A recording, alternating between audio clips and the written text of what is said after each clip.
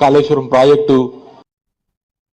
జనగామ జిల్లా బచ్చన్నపేటలో తాళం వేసి ఉన్న ఇంట్లో గుర్తు తెలియని దుండగులు చోరీకి పాల్పడ్డారు. ఇంటి యజమానం సోమలింగం చికిత్స కోసం 5 రోజులుగా హైదరాబాద్లో ఉండగా ఈ ఘటన చోటు చేసుకుంది. ఇంటికి తిరిగి వచ్చి చూడగా తాళాలు పగలగొట్టి బీరువా తెరిచి ఉండటంతో పోలీసులకు ఫిర్యాదు చేశారు. ఘటనా స్థలానికి చేరుకున్న పోలీసులు సుమారు 10 తులాల బంగారం, కిలోన్నర వెండి, 50,000 నగదు చోరీ అయినట్లు గుర్తించి కేసు నమోదు చేసి క్లోజ్ టీం సహాయంతో దర్యాప్తు చేపట్టారు.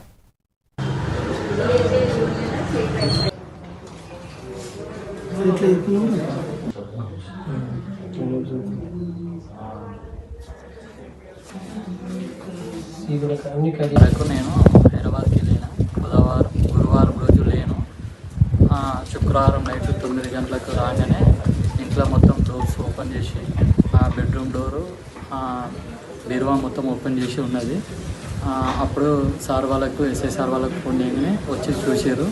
అప్పుడు మేము 25 తులాల బంగారం ఉండేది. అక్కడ 4 కిలోల వెండి. మళ్ళీ ఎస్ఐ సారు మళ్ళీ వచ్చి చూడంగానే మళ్ళీ ఒక 16 తులాల బంగారం దొరికింది. వెండి దొరకలేదు. వెండి మాత్రం మొత్తం అట్లే ఉన్నది. 1 కిలోన్నర వెండి పోయింది అంతే.